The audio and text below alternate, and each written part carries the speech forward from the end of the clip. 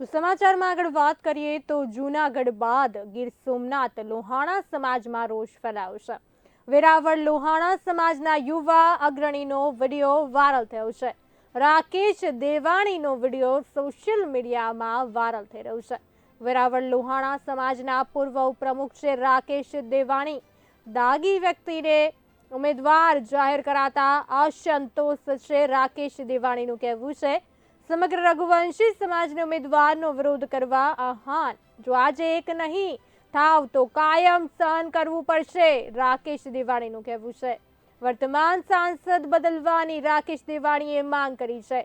દાગી કમળ અમે રાષ્ટ્રને અર્પણ નથી કરવા માંગતા, રાકેશ દેવાણીનું કહેવું છે। વેરાવળ લોહાણા સમાજના પૂર્વ ઉપપ્રમુખ છે રાકેશ દેવાણી તો જૂનાગઢ બાદ ગીર સોમનાથ લોહાણા સમાજમાં પણ રોષ ફેલાયો છે। વેરાવળ લોહાણા સમાજના યુવા અગ્રણીનો વિડીયો વાયરલ થયો છે। રાકેશ દેવાણીનો વિડીયો સોશિયલ મીડિયામાં વાયરલ થયો છે। વેરાવળ લોહાણા સમાજના પૂર્વ ઉપપ્રમુખ છે રાકેશ દેવાણી દાગી વ્યક્તિને ઉમેદવાર જાહેર કરાતા અસંતોષ છે। રાકેશ દેવાણીનું કહેવું છે સમગ્ર રઘુવંશી સમાજને ઉમેદવારનો વિરોધ કરવા આહ્વાન।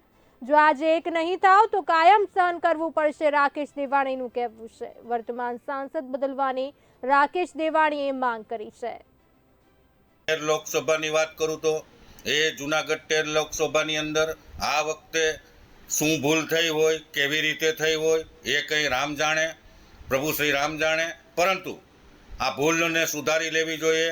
આ કમળ છે એ ડાઘી કમળ છે, ડાઘવાળા કમળને ઉમેદવાર તરીકે ડિક્લેર કરેલો છે, જેની ઉપર એક આપણા જાગૃત અને સેવાભાવના ભેખધારી એવા ડૉક્ટર અતુલ ચક સાહેબ ઉપર આત્મહત્યા કરેલ છે અને આત્મહત્યાનો દોષ સુસાઇડ નોટમાં આ દાગી ઉમેદવાર ઉપર, ચાલુ સાંસદ ઉપર, એના પિતાશ્રી ઉપર દાગેલો હતો।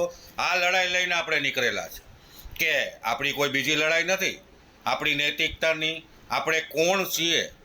શું સર્વે રઘુવંશીઓને કહેવા માગું છું કે આજે નહીં તો ક્યારેય નહીં, પછી નહીં તો ક્યારેય નહીં।